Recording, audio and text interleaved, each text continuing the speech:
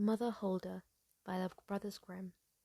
There was once a widow who had 2 daughters, one of whom was pretty and industrious, whilst the other was ugly and idle. But she was much fonder of the ugly and idle one, because she was her own daughter, and the other, who was a stepdaughter, was obliged to do all the work and be the Cinderella of the house.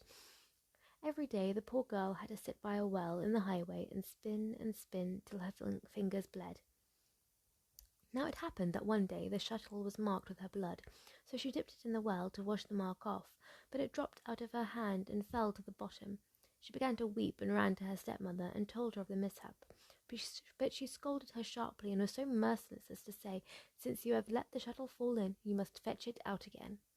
So the girl went back to the well and did not know what to do, and in the sorrow of her heart she jumped into the well to get the shuttle. She lost her senses, and when she awoke and came to herself again, she was in a lovely meadow where the sun was shining and many thousands of flowers were growing. Along this meadow she went, and at last came to a baker's oven full of bread, and the bread cried out, "Oh, take me out, or I shall burn. I have been baked a long time." So she went up to it and took out all the loaves, one after the other, with the bread shovel. After that she went on till she came to a tree covered with apples, which called out to her, "Oh, shake me, we apples are all ripe." So she shook the tree till the apples fell like rain, and went on shaking until they were all down, and when she had gathered them all into a heap, she went on her way. At last she came to a little house, out of which an old woman peeped, but she had such large teeth that the girl was frightened and was about to run away.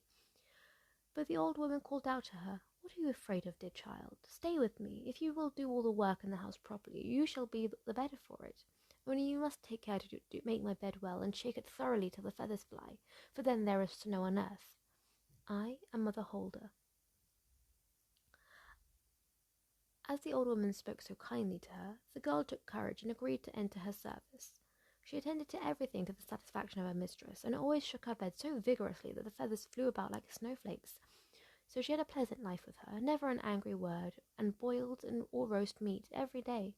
She stayed some time with Mother Hölde, and then she became sad. At first she did not know what was the matter with her, but at length found it was homesickness. Although she was many thousand times better off here than at home, still she had a longing to be there. At last she said to the old woman, "I have a longing for home, and however well off I am down here, I cannot stay any longer. I must go up again to my own people." Mother Hölde said, "I am pleased that you long for your home again, and as you have served me so truly, I myself will take you up again." Thereupon she took her by the hand and led her to a large door. The door was opened, and just as the maiden was standing beneath the doorway, a heavy shower of golden rain fell, and all the gold remained sticking to her, so that she was completely covered with it. "You shall have that because you have been so industrious," said Mother Hölde, and at the same time she gave her back the shuttle which she had let fall into the well. Thereupon the door closed, and the maiden found herself up above upon the earth, not far from her mother's house. As she went into the yard, the cock that was standing by the well side cried, "Cock-a-doodle-doo, your golden girls come back to you."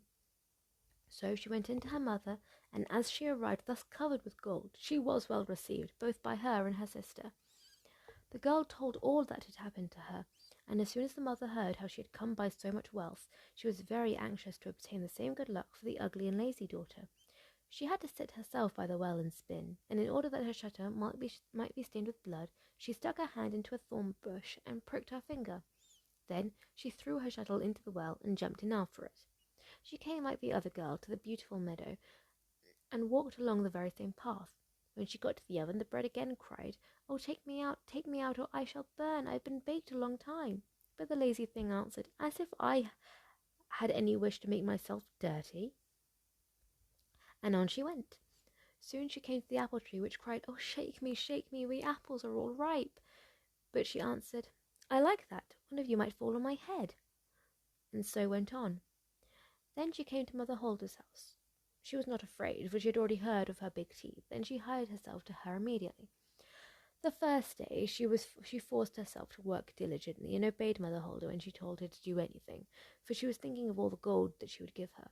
But on the second day she began to be lazy, and on the third day still more so, and then she would not get up in the morning at all. Neither did she make Mother Hölde's bed as she ought, or did she shake it so much as to make the feathers fly up. Mother Hölde was soon tired of this and gave her notice to leave.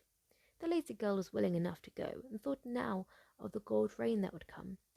Mother Hölde led her also to the great door, but while she was standing beneath it, instead of the gold, a big kettle full of pitch was emptied on her. "That is the reward for your service," said Mother Hölde, and shut the door.